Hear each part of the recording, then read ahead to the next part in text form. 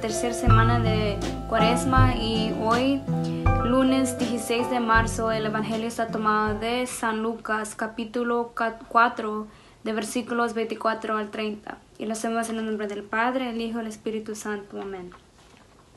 En aquel tiempo Jesús llegó a Nazaret, entró a la sinagoga y dijo al pueblo: Yo les aseguro que nadie es profeta en su tierra. Había ciertamente en Israel muchas viudas en los tiempos de Elías, cuando faltó la lluvia durante 3 años y medio, y hubo una hambre terrible en todo el país. Sin embargo, a ninguna de ellas fue enviada Elías, sino a una viuda que vivía en Sarepta, ciudad de Sidón. Había muchos leprosos en Israel en tiempos del profeta Eliseo. Sin embargo, ninguno de ellos fue curado, sino Naamán, que era de Siria. Al oír esto, todos los que estaban en la sinagoga se llenaron de ira, y levantándose lo sacaron de la ciudad y lo llevaron hasta un precipicio de la montaña sobre la que estaba construida la ciudad, para despreñarlo. Pero él, pasando por en medio de ellos, se alejó de allí. Palabra del Señor. Gloria y honor a ti, Señor Jesús. Hermanos y hermanas, este evangelio está muy bonito para reflexionar y meditar hoy lo que el Señor nos quiere decir a nosotros. Y este evangelio hoy en día está hablando de la curación de Naamán. Entonces, ¿quién era Naamán? Nosotros tenemos que retroceder al Antiguo Testamento y poder entender esta historia para primero poder entender este evangelio. Entonces, dice aquí que la historia de Naamán está en Primera de Reyes, capítulo 5, del versículos del 1 al 15. Y en ese transículo de esa historia habla de que Naamán era un jefe del ejército del rey de Siria. Y era un leproso. Y entonces dice aquí que por medio del Señor había ganado muchas batallas y había ganado la liberación del pueblo de Siria. Él era guiado por el Señor. Y por medio del Señor fue que Él liberó este pueblo de Siria, ¿verdad? Y Él era un jefe del ejército. Él era uno de esos grandes, ¿verdad? Entonces, aquí el Evangelio comienza diciendo, que dice aquí, Jesús llegó a Nazaret, entró a la sinagoga y estaba predicándole al pueblo allí. Y decía, primero dijo, yo les aseguro que nadie es profeta en su tierra. ¿Y qué significa esto? Dice aquí que ningún profeta es aceptado en su pueblo. Y podemos ver muchos ejemplos en la Biblia de esto. Hablamos de Pablo, hablamos de Pedro, hablamos de Juan el Bautista, quien no fueron aceptados por el pueblo. Entonces aquí dice, el Señor continúa con en la historia de este evangelio. Dice, había ciertamente en Israel muchas viudas en los tiempos de Elías, cuando faltó la lluvia durante 3 años y medio y hubo una hambre terrible en todo el país. Sin embargo, a ninguna de ellas fue enviado Elías, sino a una viuda que vivía en Sarepta, ciudad de Sidón. Había muchos leprosos en Israel en tiempos del profeta Eliseo. Sin embargo, ninguna de ellos fue curado, sino Naamán, que era de Siria. Entonces, podemos ver aquí que en los tiempos de Eliseo había muchas viudas. Y una de esas viudas fue enviada a Sidón para darle un mensaje a Naamán y le dijo en las escrituras, en la Primera de Reyes, dice que decía que se presentara ante el profeta que estaba en Samaria, que era Eliseo, y que quedaría curada de su lepra. Entonces la viuda le estaba dando un mensaje a Naamán, le decía, ve donde Eliseo, que es un profeta de Dios, que él tiene la solución, él te va a curar de tu lepra. Y entonces va Naamán le comunicó esto al rey de Siria y el rey dijo, ok, vete donde él, porque yo mandaré una carta a él.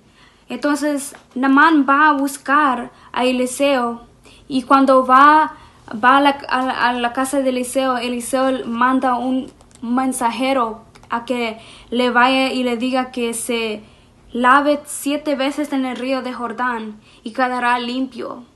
Y entonces vemos que cuando Eliseo mandó este mensajero afuera y le dijo esto a Naamán, Naamán se enfureció, se enojó y dijo, ¿por qué no quiere venir él? ¿Por qué él no me viene a decir esto? ¿Por qué tiene que venir un mensajero y me tiene que decir esto y que me vaya a lavar 7 veces al río de Jordán? Que de ese entonces el río de Jordán era puro lodo y puro cemento. Que habían otros ríos donde él se podría ir a lavarse, que había agua limpia. No que Eliseo manda a un mensajero primeramente, no viene Eliseo, no viene saliendo. Entonces manda, ¿verdad?, a este mensajero primero, y segundo le manda decir que se vaya a lavar al río de Jordán 7 veces, a un río que no tiene agua, que es puramente lodo y cemento. Vemos aquí que es algo tan sencillo que Eliseo le dice a este mensajero que le vaya a decir a Naamán. Y Naamán se enfurece, ¿verdad? Como a veces nosotros nos enfurecemos porque queremos ver un milagro, queremos ver un milagro así grande y que se dé enfrente de nosotros, pero a veces tiene que tomar tiempo, tiene que ser algo sencillo. Y entonces vemos que Naamán se enojó, se enfureció, pero uno de sus sirvientes le dijo a él: ¿por qué no vas? Y entonces él fue y se fue a lavar 7 veces, y así fue él curado. Y dijo él que no había otro Dios que el Dios de Israel.